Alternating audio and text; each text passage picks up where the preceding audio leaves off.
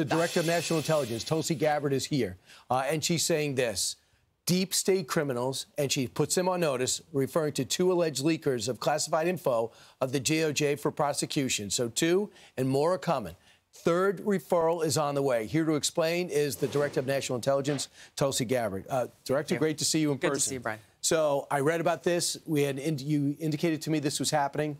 2 people have been found to be leaking. A 3rd on its way. Can you give me the nature of the leaks and how you discovered it? Let's just first of all point out what we know has been the problem for a very long time. One of the reasons why the American people voted resoundingly for President Trump was to root out the kind of politicization and weaponization of intelligence that has really undermined the trust the American people have in the intelligence community and the national security state, but really what also directly undermines our own national security. So I made it very clear to the U.S. Senate, to the American people when I had the honor of being appointed to this position, that we will not allow this to continue. We take this very seriously. It is illegal to leak classified information. And so what you're seeing here is me carrying out on the promise and the mandate the American people gave Trump. We conducted our own internal investigation. We have referred them now to the Department of Justice and the FBI for an official criminal investigation because these are crimes and people need to be held accountable to put a stop to this. When you were Congresswoman, we talked about this. There's people within the department not selling secrets to Russia or China. Well, we're keeping an eye out for that, too. Absolutely, but undermining the policy of the administration, the first administration, working against you at the CIA, working against you. Now you're finding this out. So you found people who seem motivated to undermine the president. Yeah, when we look at the examples that I've seen just in the short time that I've been in this position, what they consist of is essentially very selective leaks to their friends in the propaganda media that twist and manipulate intelligence directly to undermine the president's policies and his aggressive work to keep the American people safe. So does that 3rd person know that you're zeroing in on them?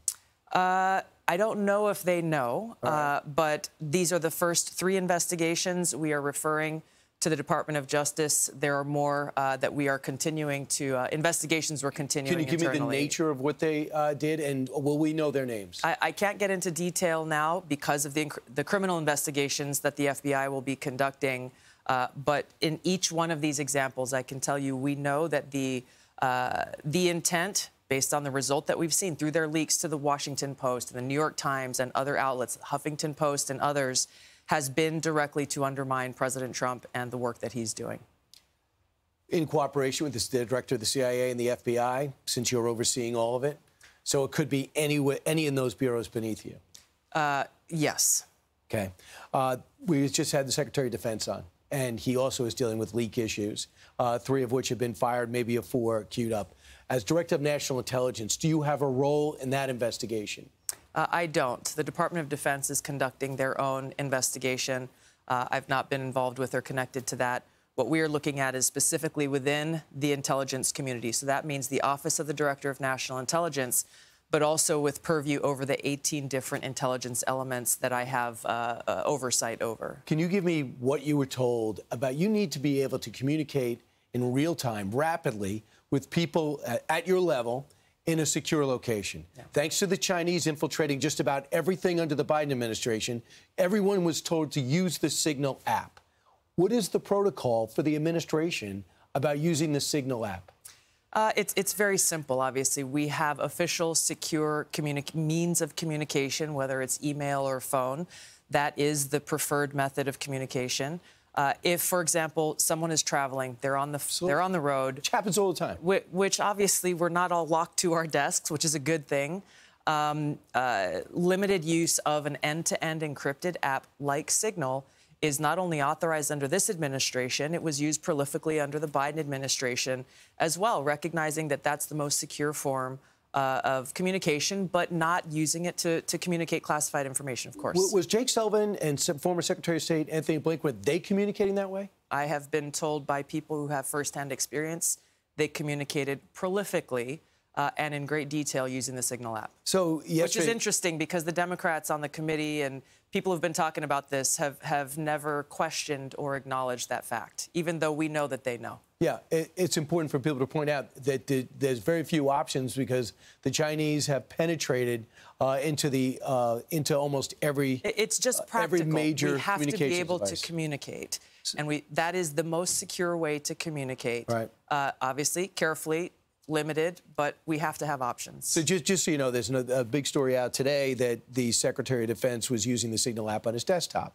And his spokesperson, Sean Parnell, said this: the Secretary's use of communication systems and channels is classified. However, we can confirm that the Secretary has never used or does not currently use Signal on his government computer. When you get briefed, like I get briefed when I started here, this is what you can do, this is what you can't do. What do they tell you? I mean, these are stories that really come from protocol, isn't it? Well, first of all, the Signal app has been uploaded on government phones specifically to be able to use in those exigent circumstances where it is needed to be able to communicate. The point is being very careful in how you're using any means of communication if it is not a secure government classified system. You're not new to Congress. You're not new to Washington. No. But you're in a position you couldn't possibly be known everything you were getting into. What's been the biggest surprise since you took over? What's one of the biggest adjustments since you've taken over? There's a long list, but really the levels of very serious, deep reform that is essential. Number one, to restore trust on behalf of the American people in these institutions to keep the American people safe. And being able to make sure that across the board we are focusing on that foremost mission. There obviously the DEI stuff, that has been a huge distraction. I've had employees come and talk to me and say they were expected to spend half of their day within the intelligence community focused on DEI work. So if you can imagine when we have intelligence professionals and analysts whose mission it is to make sure that the president has relevant, timely, apolitical, objective intelligence to make his decisions by. But in the last administration, they're told, you got to spend half your day on DEI work. We can understand why the capabilities in some cases were so degraded. Well, you have, without DEI, you got free time to do what everyone's supposed to be doing. Great to see you. Thank you, Brian. Thanks so much Good for to see coming you. in.